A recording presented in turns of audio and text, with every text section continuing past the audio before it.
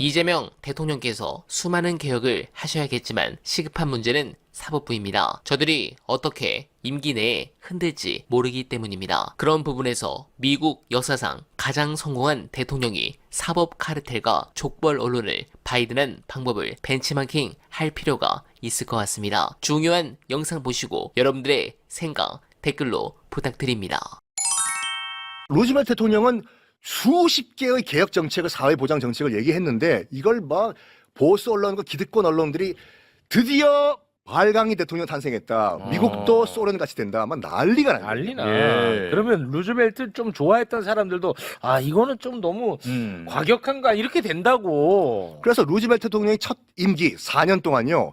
4년 동안 아무것도 못해요. 와. 4년 동안 이 보수 9명의 판사들, 대법원 판사들과 이걸 계속 소송 걸면서 4년을 날려버려요. 아이고. 그러면서 미국 경제는 곤두박질 쳐버려 이걸요. 아이고. 근데 문제는 이거를 유권자들이 안 거야. 에?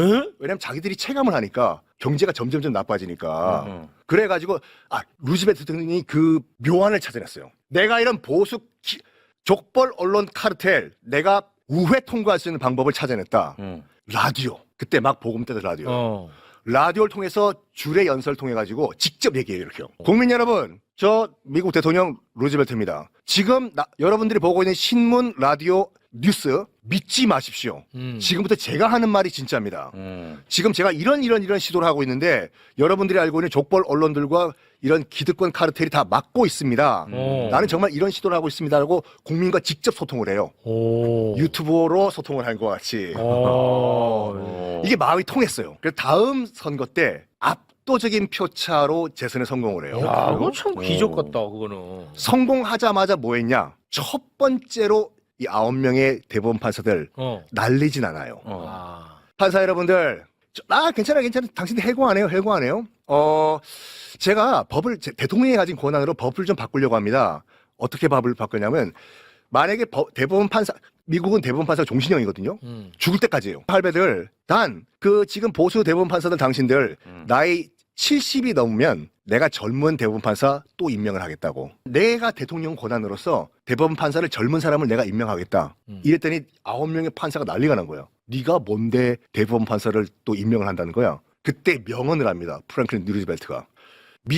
미합중국 헌법에 대법관 숫자가 9명이야 돼야 된다는 법은 없다. 그 말은 내가 늘릴 수 있다 이거예요. 늘린다고. 숫자를 내 사람을 심는다 이거지. 그러니까 죽을 때까지 하십시오. 9명 너희들은. 그런데 내 대통령 권한으로서 새로운 판사를 임명해서 집어넣겠다.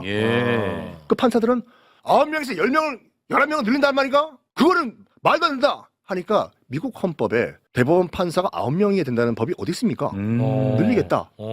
이 말을 해요. 그리고 또 이 말을 던져요. 만약에 당신들 9명의 이 보수 판사들 은퇴를 한다고 하면은 연금은 내가 2배로 올려드리겠다. 연맥이는 거야, 자존심을. 여기서 지그들끼리 회의를 했겠지. 해가지고 결국에는 그러니까 루즈벨트가 굉장히 머리 잘 썼어요. 9명의 판사는 그대로 놔두고 밥그릇을 건드린 거야.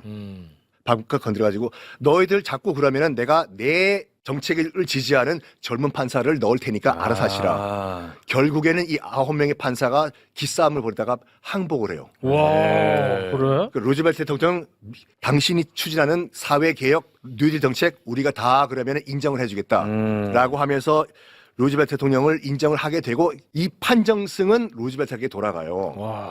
자, 결론은 뭐냐면 지금 그 루즈벨트 대통령이 이제 임기 끝난 다음에 이렇게 결론을 내려요. 이 사법 카르텔 대법원 판사들은 나라가 망하든 안 망하든 아무 관심이 없다.